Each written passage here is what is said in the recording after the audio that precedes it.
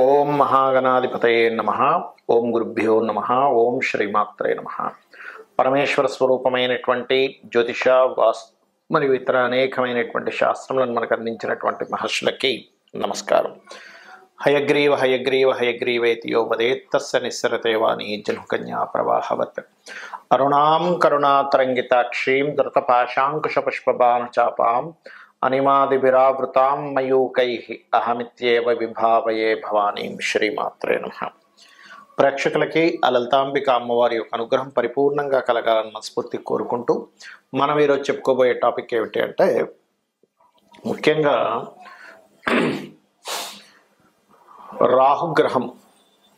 రాహువు సర్ప గ్రహంగా చెప్తూ ఉంటారు, రాహుకేతువులు ఇద్దరిని కూడా. అందులో ముఖ్యంగా ఈరోజు మనం చెప్పుకునే దాంట్లో రాహువు ప్రతి లగ్నానికి, అదేవిధంగా లగ్నం తెలియని వారి రాశి వారికి ఎక్కడెక్కడ ఉంటాయి, ఎటువంటి ఫలితాలు ఉంటాయి, అందులోని మంచి ఫలితాలు ఎలాంటివి ఉంటాయి, ఇబ్బందికరమైన ఫలితాలు వచ్చినప్పుడు ఎటువంటి పరిహార మార్గం చేసుకోవాలి అనేటువంటి విషయాన్ని ఇప్పుడు మనం తెలుసుకుందాం. అయితే ఈ విషయాలు చెప్తుంది నేనైనప్పటికీ కూడా చెప్పేసిన సాక్షాత్ లలిత అమ్మవారిగా భావిస్తూ ఒక్కొక్క లగ్నము గురించి మనం తెలుసుకుందాం. తులాలగ్నము, తులారాశి. తులవారికి కనుక చూసుకున్నట్లయితే లగ్న రాహు పర్టికులర్గా మీకు క్రియేటివ్ స్కిల్స్ అద్భుతంగా ఇస్తుంది. రెండవ స్థానంలో మీకు రాహు ఉన్నట్లయితే ఎట్టి పరిస్థితుల్లోని గుర్తుపెట్టుకోండి, ఫైనాన్షియల్ డీల్స్ చేయకండి. ఫైనాన్స్ డీల్స్ చేశారంటే అది మీకు లైఫ్లో ఇబ్బందిని ఇస్తుంది, అది సర్పదోషంగా చూపిస్తుంది. ఫైనాన్స్ అండ్ కుటుంబ సంబంధించిన విషయాలు జాగ్రత్తగా ఉండాలి. మూడో స్థానంలో రాహు ఉన్నట్లయితే పర్టికులర్గా మీకు ఏంటంటే టీచర్స్తోని, మాస్టర్స్తోని తెలియని మిస్అండర్స్టాండింగ్స్ ఇస్తూ ఉంటుంది. కాకపోతే పరాక్రమాన్ని కూడా ఎక్కువగా ఇస్తుంది.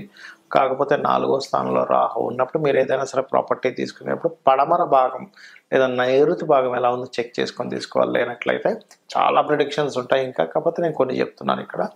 పడమర నైరుతి భాగంలో ఉండేటువంటి కాంబినేషన్స్ ఎట్లా అంటే అక్కడ ఉండేటువంటి ఆ స్థలంలో ఎలా ఉందని చెక్ చేసుకొని తీసుకోవాలి. పంచమ రాహు మాత్రం కాస్త మీ యొక్క సంతానము బిజినెస్ లైన్స్లోకి వెళ్ళేటువంటి యోగాన్ని ఇస్తుంది. అదేవిధంగా కొంత సంతానం విషయంలో కొద్దిగా స్ట్రెస్ అది ఉంటుంది, బట్ డోంట్ వరీ, ఎందుకంటే ఈ లగ్నానికి శివుడే కాబట్టి అలాంటి ఇబ్బంది ఏమీ లేదు.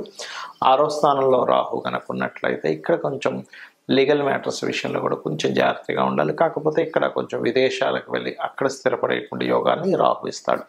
సప్తమ రాహు మాత్రం ఖచ్చితంగా మీరు వివాహ సంబంధించినటువంటి విషయంలో చాలా జాగ్రత్తగా చూసుకొని చేసుకోవాలి. లేనట్లయితే అనవసరంగా అవతల వాళ్ళు మీరు ఎంచుకున్నటువంటి జీవిత భాగస్వామి, స్త్రీ కావచ్చు పురుషుడు కావచ్చు, వాళ్ళు కాస్త ఎక్కువ అగ్రెసివ్ నేచర్ ఉండడం వల్ల దానివల్ల ఇబ్బంది పడుతూ ఉంటారు. అష్టమరాహు అక్కడ ఉచ్చస్థితిలో ఉంది కాబట్టి అది పూర్వీకుల ఆస్తుల మూలంగా మీకు మంచి జరగడము మరియు కొన్ని రీసెర్చెస్ ద్వారా మీకు మంచి జరగడం జరుగుతూ ఉంటుంది. భాగ్యంలో ఉండేటువంటి రాహు పర్టికులర్గా మీకు గుర్తుపెట్టుకోండి, విదేశాలకు వెళ్ళి ఉన్నత విద్య, ఉన్నత సంబంధించినటువంటి విదేశాలకు వెళ్ళడం ద్వారా లేదా ఉన్నత విద్యలు చదవడం ద్వారా మీరు సక్సెస్ అవుతారు లైఫ్లో. దశమంలో రాహు మాటిమాటికే మీకు ఉద్యోగ సంబంధించిన విషయంలో మార్పులు, కాస్త స్ట్రెస్ని, ఉద్యోగంలో మానసిక స్ట్రెస్ని, ఉద్యోగంలో కాస్త అవమానించే వాళ్ళని పెంచుతూ ఉంటుంది. అలాంటప్పుడు మీరు కాస్త ఓం మనస్విని నమః అనే మంత్రం చేసుకోవడం మంచిది.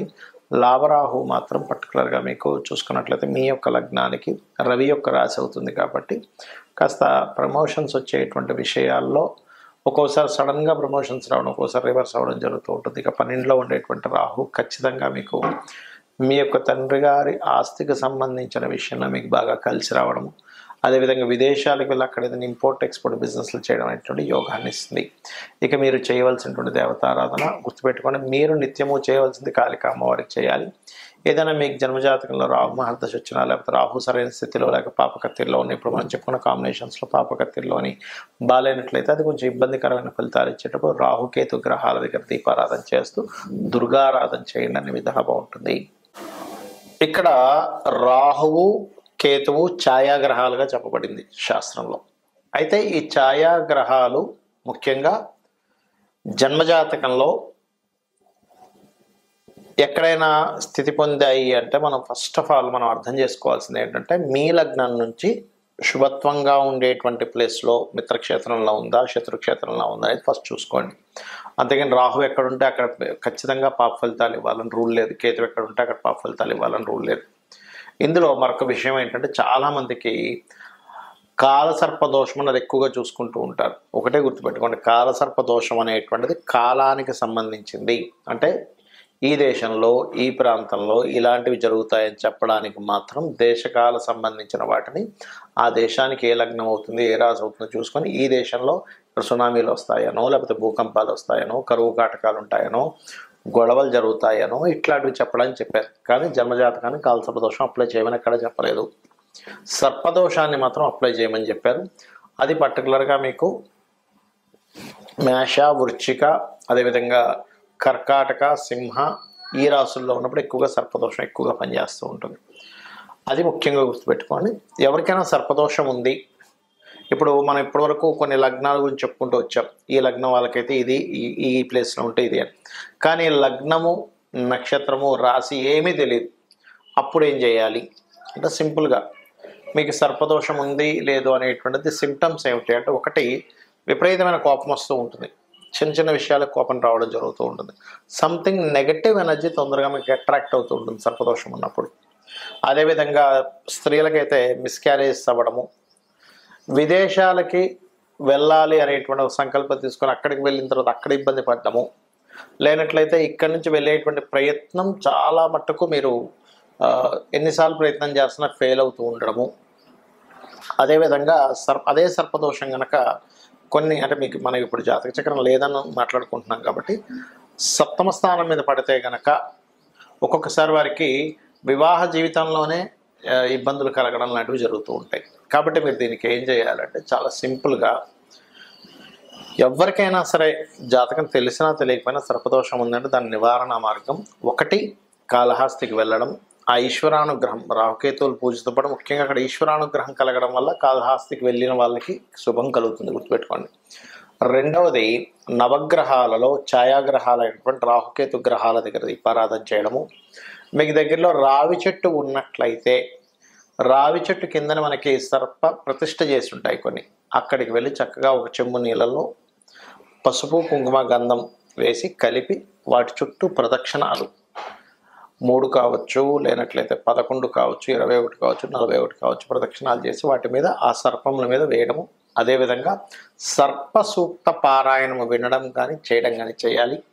మరియు దీంతో పాటు ముఖ్యంగా మీరు చేయవలసినటువంటిది రాహుకి అధిష్టాన దేవత అయినటువంటి దుర్గాదేవి యొక్క ఆరాధన, కేతువుకి అధిష్టాన దేవత అయినటువంటి గణపతి యొక్క ఆరాధన చేయాలి. అయితే ఇక్కడ ఎవరికైనా పర్టికులర్గా ఈ రాహుకేతువుల యొక్క ప్రభావం మరింత ఎక్కువగా ఉందండి ఏం చేయాలి అని అనుకుంటే కనుక సింపుల్గా ఏం లేదు, మీరు కనీసం 6 నెలలకు ఒక్కసారైనా సరే కాళహస్తికి వెళ్ళి వస్తూ ఉండండి. ఈశ్వరానుగ్రహం ద్వారా కూడా దాని ప్రభావం పూర్తిగా తగ్గుతుంది.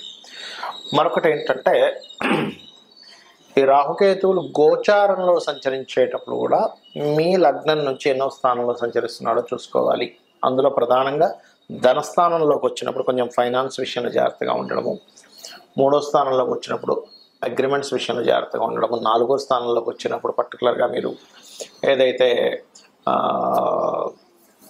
ప్రాపర్టీస్ కొనుగోలు చేసేటువంటి విషయాల్లో ఇట్లాగా ఒక్కొక్క స్థానాన్ని బట్టి ఆ పర్టికులర్ ఇయర్లో, ఎందుకంటే 1.5 ఇయర్ ఉంటాడు కాబట్టి ఆ పర్టికులర్ ఇయర్లో గోచారంలో వచ్చేటువంటి రాహుకేతువుల యొక్క ప్రభావాన్ని చూసుకోవాలి. అంటే కేతువు కనుక అలా వచ్చినప్పుడు ఒకరికి రాహు కనుక వచ్చాడు 4th హౌస్లో 2nd హౌస్లో, అలాంటప్పుడు అక్కడ అది కొంచెం ఆ యొక్క విషయాల్లో ఆశను పెంచడం ఇట్లాంటివి ఇస్తూ ఉంటుంది. బట్ ఏదేమైనప్పటికీ కూడా నీ పర్సనల్ చార్ట్లో ఉండేటువంటి కాంబినేషన్స్ని గోచారంలో ఉండేటువంటి గ్రహాలని మిళితం చేసుకొని చూసుకోవాలి. ఇక ఈ యొక్క రెమెడీ చేసుకుంటూ గోశాలకు వెళ్ళి ఏదైనా చేయాలి అనుకుంటే గోవులకి బెల్లంతో కూడినటువంటి 4 ఉండల్లా తయారు చేసి గోవు తినిపించండి, మరియు గ్రాసము తినిపించండి. రాహుకేతువుల దోషం అనేటువంటి పూర్తిగా తగ్గుతుంది.